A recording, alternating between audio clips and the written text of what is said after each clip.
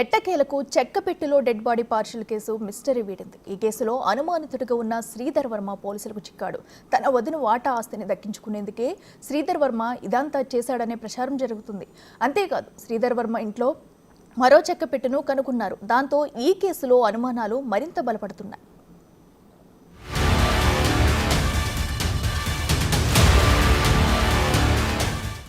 తెలుగు రాష్ట్రాల్లో సంచలనం సృష్టించిన డెడ్ బాడీ పార్సల్ కేసులో కీలక విషయాలు బయటకొచ్చాయి. మొత్తానికి ఈ కేసుకు సంబంధించిన మిస్టరీ వేడుతున్నట్లే కనిపిస్తోంది. పశ్చిమ గోదావరి జిల్లా ఉండి మండలం ఎండగండి గ్రామంలోని తన వదినకు చెక్పెట్టెలో డెడ్ బాడీ పార్సల్ చేశాడు శ్రీధర్ వర్మ. ఈ వ్యవహారంలో ఇన్నాళ్లు తప్పించుకుని తిరిగిన శ్రీధర్ వర్మను పోలీసులు అదుపులోకి తీసుకున్నారు. విచారణలో అతని నుంచి కీలక విషయాల్ని రాబట్టినట్లు తెలుస్తోంది.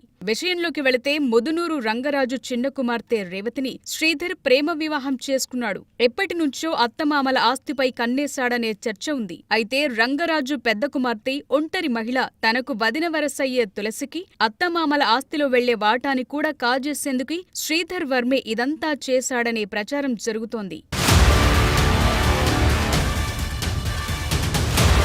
శ్రీధర్ వర్మ వదిన తులసి పాలకోడేరు మండలం గరగపర్రులో అద్దె ఇంట్లో నివాసముంటోంది. ఇటీవల తనకు ప్రభుత్వమిచ్చిన స్థలంలో ఇల్లు నిర్మించుకుంటోంది. అయితే వదిన అవసరాన్ని ఆసరాగా చేసుకుని ఓ స్వచ్ఛంద సంస్థ సాయం పేరిట మొదట నిర్మాణ సామాగ్రిని పంపాడు శ్రీధర్. తరువాత చెక్కపెట్టెలో పర్లయ్య అనే వ్యక్తిని హత్య చేసి అతని శవాన్ని అందులో పెట్టి 1,30,00,000 చెల్లించాలని లేఖ పంపిస్తే తులసి భయాందోళనకు గురై తన మాట వింటుందని శ్రీధర్ ప్లాన్ వేసినట్టు తెలుస్తోంది. దాని ప్రకారమే పర్లయ్యను హతమార్చి అతని డెడ్ బాడీని పార్సిల్ చేసి వదిన తులసి ఇంటికి పంపాడు. అదే రోజు ఆస్తి పత్రాలపై సంతకాలు సేకరించే ప్రయత్నం చేశాడు శ్రీధర్. అయితే అప్రమత్తమైన తులసి వెంటనే బంధువులకు సమాచారమిచ్చింది. బంధువులొస్తే పోలీసులకు అసలు విషయం తెలిసిపోతుందని శ్రీధర్ వర్మ అక్కడ్నుంచి పరారయ్యాడు.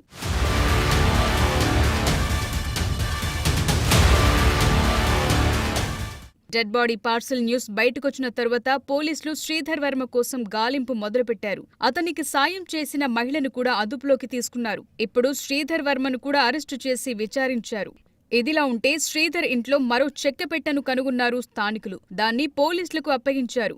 అయితే చెక్కపెట్టె శ్రీధర్ ఇంట్లో ఎందుకుందనేది ఆసక్తిగా మారింది. బర్రె పర్లయ్యను హత్య చేసి అతని డెడ్ బాడీని పార్సల్ చేసింది కూడా శ్రీధర్ వర్మేనా అని అనుమానాలు కూడా వ్యక్తమవుతున్నాయి. రెండో చెక్కపెట్టెను ఎవరికోసం సిద్ధం చేయించాడనేది కూడా ఇప్పుడు మిస్టరీగా మారింది.